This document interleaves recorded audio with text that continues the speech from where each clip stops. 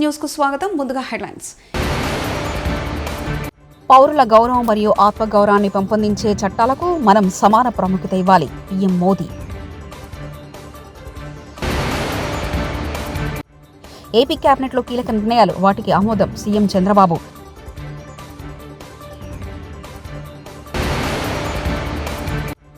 బాబోయ్, ఏపీకి పొంచి ఉన్న మరో ముప్పు. కాంగ్రెస్ ఎమ్మెల్యేలపై బీఆర్ఎస్ ఎమ్మెల్యే వివేకానంద గౌడ్ ఆసక్తికర కామెంట్స్. పౌరులకు సాధికారత కల్పించే చట్టాలపై చర్చించేందుకు విశాల దృక్పథం అవసరమని ప్రధాని మోదీ నొక్కి చెప్పారు. కొన్ని చట్టాలు చాలా శ్రద్ధ వహిస్తున్నప్పటికీ చాలా ముఖ్యమైనవి తరచుగా విస్మరించబడుతున్నాయని ఆయన ఎత్తి చూపారు. ఆర్టికల్ 370 తొలగింపు, ట్రిపుల్ తలాక్పై చట్టం మరియు వక్ఫ్ బోర్డు చట్టాలపై ప్రస్తుత చర్చలు వంటి మార్పులను ఆయన ప్రస్తావించారు. అయితే పౌరుల గౌరవం మరియు ఆత్మగౌరవాన్ని పెంపొందించే చట్టాలపై మరింత దృష్టి పెట్టాలని పిలుపునిచ్చారు. कुछ कानूनों की तो खूब चर्चा हो जाती है, चर्चा होनी भी चाहिए, लेकिन कई अहम कानून हमारे विमर्श से वंचित रह जाते हैं. जैसे आर्टिकल 370 हटा, इस पर खूब बात हुई. 3 तलाक पर कानून आया, उसकी खूब चर्चा हुई. इन दिनों वक्फ बोर्ड से जुड़े कानून पर बहस चल रही है. हमें चाहिए हम इतना ही महत्वपूर्ण उन कानूनों को भी दें जो नागरिकों की गरिमा और स्वाभिमान बढ़ाने के लिए बने हैं. अब जैसे आज अंतर्राष्ट्रीय दिव्यांग दिवस है, देश के दिव्यांग हमारे ही परिवार के सदस्य हैं, लेकिन पुराने कानूनों में दिव्यांगों को किस కేటగిరీ में रखा गया था? ఏపీని ఓవైపు ఫెంగల్ తుఫాన్ భయపడుతుండగా మరో బాంబు పేల్చారు వాతావరణ శాఖ అధికారులు. ఏపీకి ఫెంగల్ ముప్పు తక్కువైనా మరో ముప్పు పొంచి ఉందని ప్రకటించారు. డిసెంబర్ 2వ వారంలో బంగాళాఖాతంలో మరో అల్పపీడనం ఏర్పడుతుందని వాతావరణ శాఖ అధికారులు తెలిపారు. ఈ అల్పపీడనం వాయుగుండంగా మారి తుఫానుగా పరిగణించే అవకాశం ఉందన్నారు. దీని ప్రభావంపై ఏపీపై అధికంగా ఉండే అవకాశం ఉందని అంచనా వేశారు. ఏపీ కేబినెట్ పలు సంచలన నిర్ణయాలు తీసుకుంది. ఇవాళ మంగళవారం ముఖ్యమంత్రి నారా చంద్రబాబు నాయుడు అధ్యక్షతన మంత్రిమండలి సమావేశం జరిగింది. ఈ సమావేశంలో 10 అంశాలపై కీలకంగా చర్చించారు. పలు పాలసీలకు కేబినెట్ ఆమోదం తెలిపింది.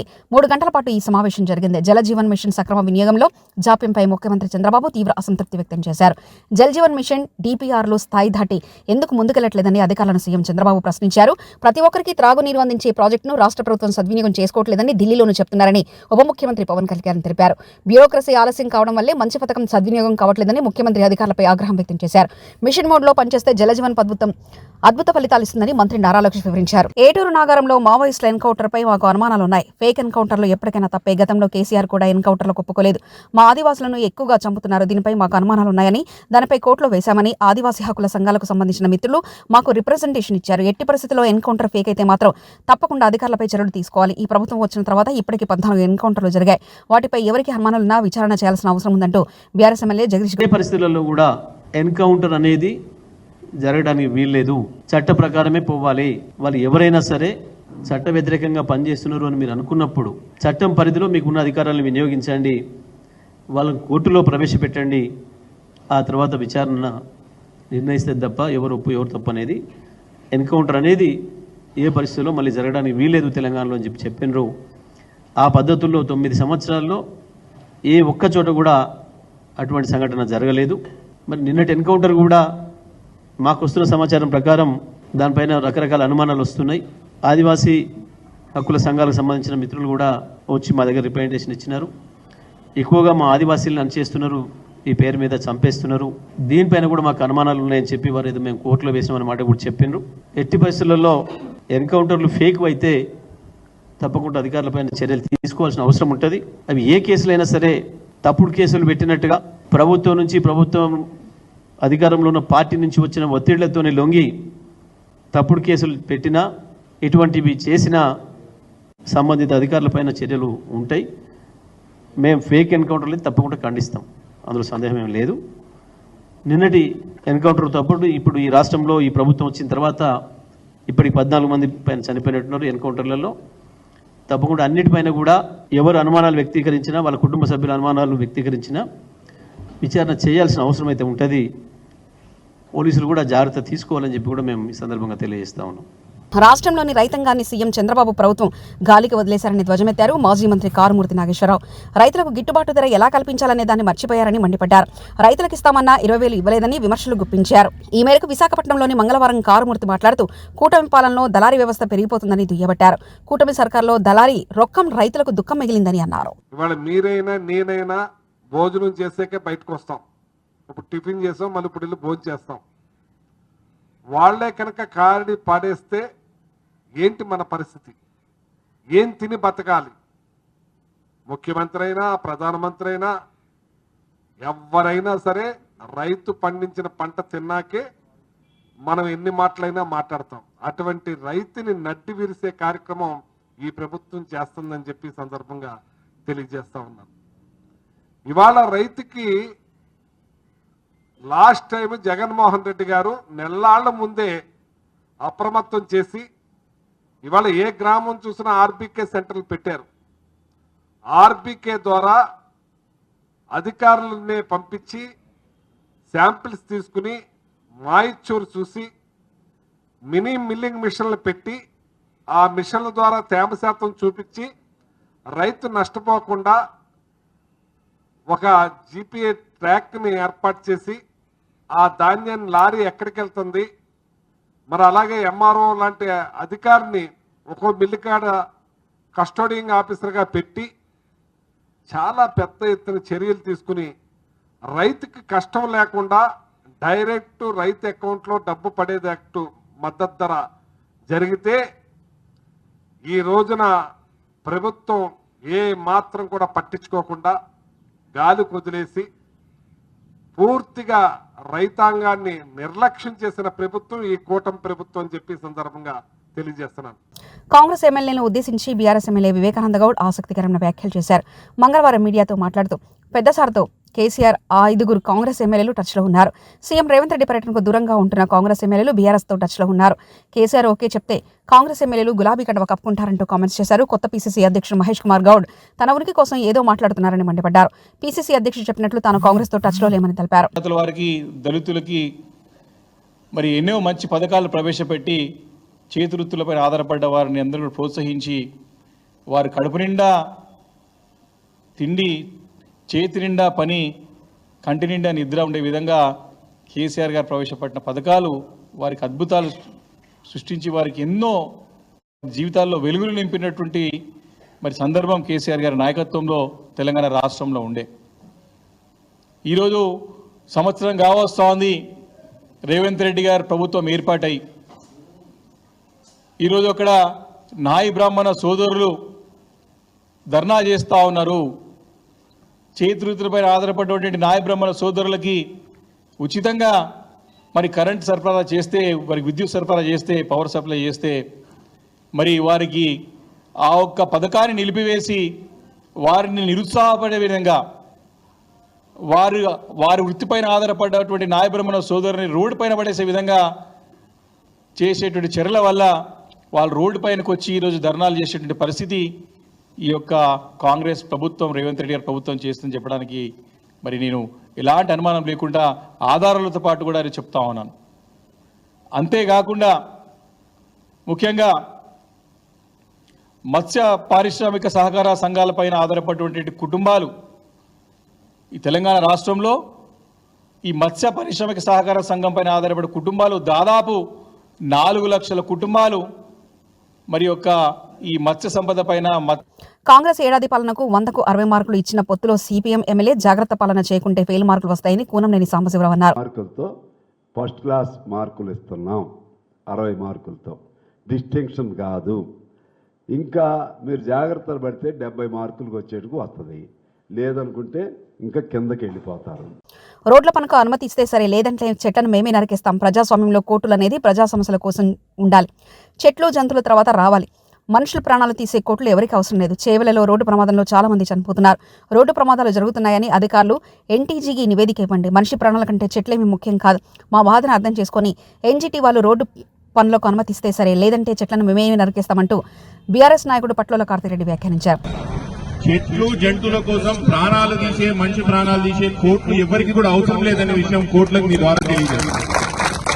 ఎన్జీటీకే గాని హైకోర్టుకే గాని ఎంతమంది చనిపోతున్నారు. ఇక్కడ మనకు తెలిసి యాక్సిడెంట్లు కొంతమంది తెలియకోకుండా బైక్ల మీదకి వెళ్ళి పక్కన పడి ఇంట్లో తీసుకుపోయిన వాళ్ళు కూడా చాలా మంది ఇక్కడ చనిపోయిన వాళ్ళు చాలా మంది ఉన్నారు. మీ తరఫున మీ నుంచి అధికారుల నుంచి దయచేసి ఎన్జీటీకి మీరు ఎప్పుడైతే నివేదిక ఇస్తున్నారో ఈ నివేదిక ఇవ్వండి. చాలా మంది చనిపోతున్నారు.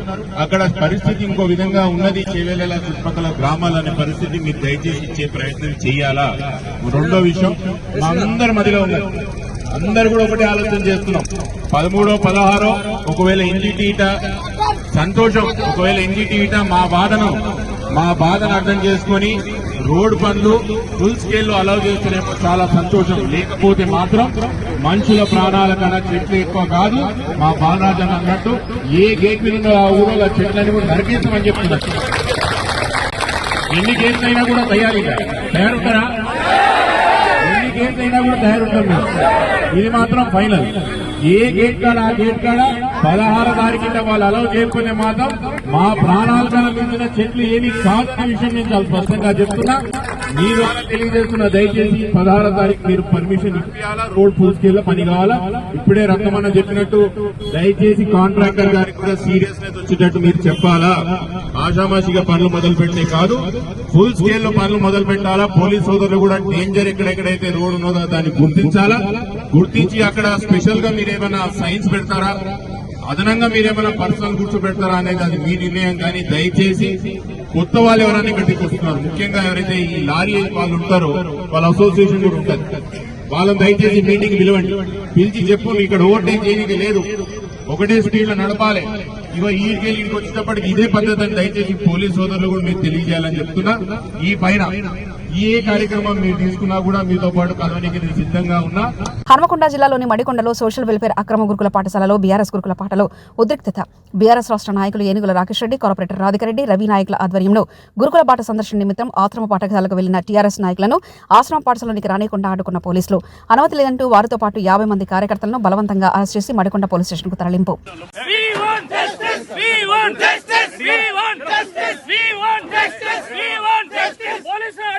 విద్యార్థుల భవిష్యత్తును నాశనం చేస్తున్న కాంగ్రెస్ ప్రభుత్వ వైఖరి,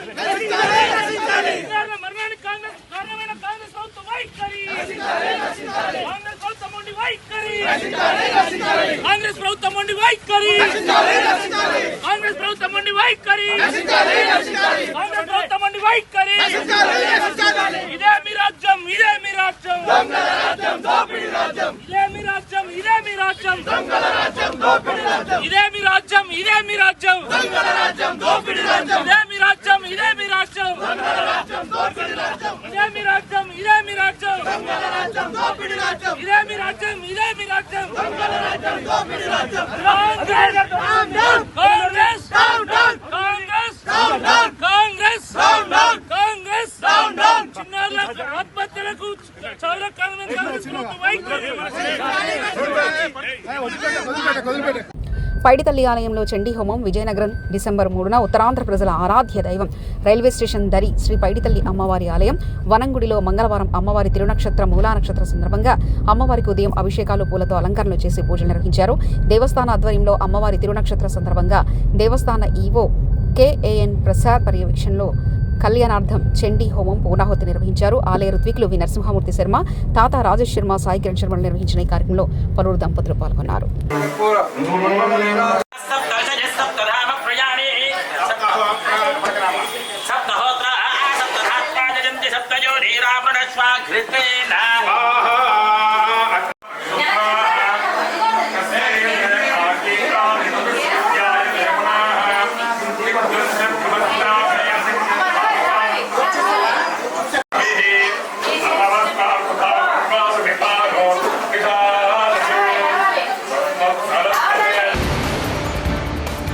పౌరుల గౌరవం మరియు ఆత్మగౌరవాన్ని పెంపొందించే చట్టాలకు మనం సమాన ప్రాముఖ్యత ఇవ్వాలి. పీఎం మోదీ.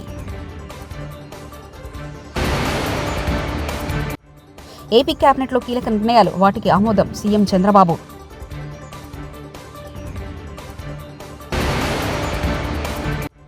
బాబోయ్, ఏపీకి పొంచి ఉన్న మరో ముప్పు.